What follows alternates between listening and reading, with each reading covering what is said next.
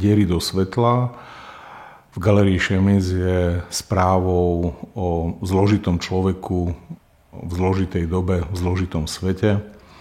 Je to výstava, kde sa nachádza veľa malinkých obrázkov, ktoré sú inštalované a inscenované v istom miere zámerne ako chaos, čo v mojom vnímaní znamená, že sú to také denné záznamy malých obrázkov, ktoré, ak sa dajú dohromady, tak vlastne oni vytvárajú z toho chaosu nejakú správu o tomto svete.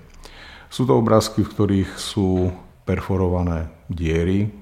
Tie diery znázorňujú prázdno. Nikdy to nie je prázdno v celom obraze, ale sú to prázdne veľké priestory, v ktorých sú malé figurky a v nich sa nachádzajú drobné príbehy. Tie diery sú symbolom nejakej prázdnoty, ale aj akousi pozvánkou alebo vyvolávaním zvedavosti, čo sa vlastne v tej diere, v tých hĺbkach za obrazom vlastne deje.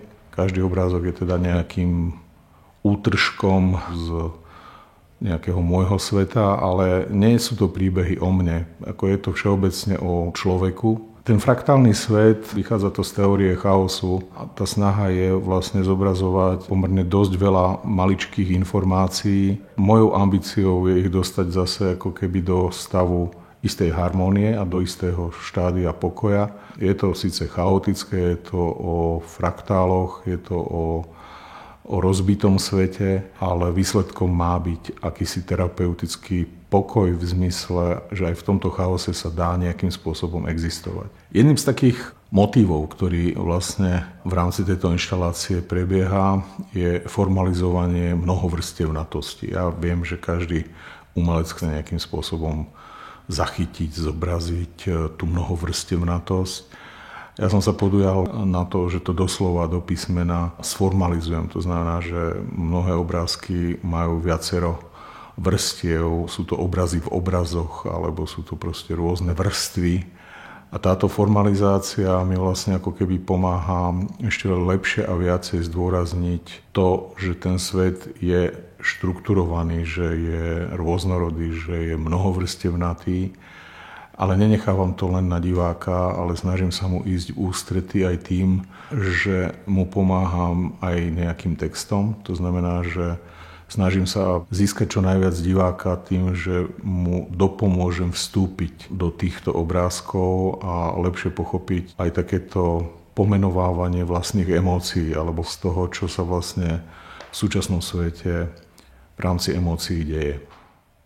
Veľmi dôležitým aspektom celého inscenovania je aj dramatizácia pomocou svetiel, pretože nám bodové svetlá vytvárajú nádhernú hru rôznych tieňov a polotieňov a odrazu sa vlastne z toho lineárneho alebo duálneho spôsobu vnímania času klasickej bielo-čiernej dostávame do veľkého množstva odtieňov a to je, si myslím, že nádherným spôsobom aj dané práve tým priestorom Šemnicu. Šemnic je v tomto veľmi kúzelný, pretože ponúka dôverný, intimný priestor. Ak ja zobrazujem človeka, tak je to vlastne veľmi štilizovaná figura, ktorá možno vyzerá inzitne, naivne, nemá tvár, častokrát nepotrebuje mať ani ako ruky.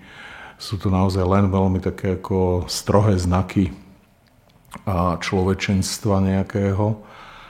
Ale to, čo mňa vlastne baví, je kontrast voči dnešnej dobe, voči dobe sociálnych sietí, ktoré sú plné rôznych filtrov na vykrašľovanie.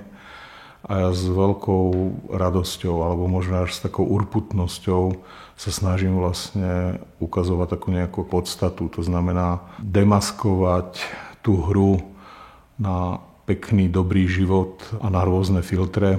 A ja vlastne akože ukazujem človeka, ktorý je dokrčený, ktorý je prepichnutý rôznymi trňami, je roztrhnutý, doškrabaný. Lebo to si myslím, že to je to autentické, že to je to pravdivé, že vlastne ten dnešný človek lepšie sa mu žije, keď si túto svoju pravdu prizná. Umelec by sa nikdy nemal snažiť vysvetľovať svoje dielo, lebo to zle dopadne. Poďme prejsť. No. To si mal povedať na začiatku. Ale potom tam bol taký dovetok, že ale môže sa pokúsiť hovoriť, prečo to vlastne robí. Takže